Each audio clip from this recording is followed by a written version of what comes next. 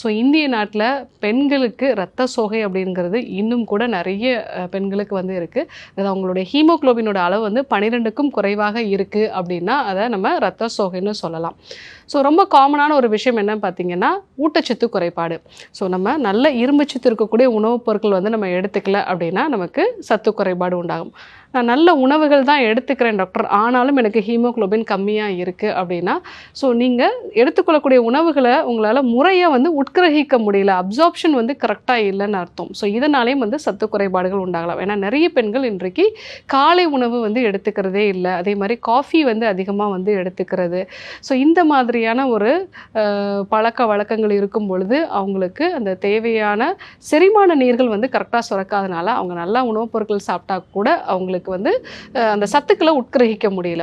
இது மட்டும் இல்லாமல் அந்த மாதவிடாய் காலகட்டத்தில் அதிகமான அளவுக்கு உதிரப்போக்கு வந்து இருந்தது அப்படின்னா அவங்களுக்கு ஹீமோகுளோபின் ரொம்பவே வந்து குறைய ஆரம்பிக்கும். செரிமான சக்தியை இம்ப்ரூவ் பண்ணணும், அது கூட நல்ல இரும்பு சத்து இருக்கக்கூடிய, கால்சியம் சத்து இருக்கக்கூடிய, புரோட்டீன் இருக்கக்கூடிய உணவுப் பொருட்களையும் எடுக்கும் பொழுது நமக்கு இரத்த சோகை வந்து சரியாகும்.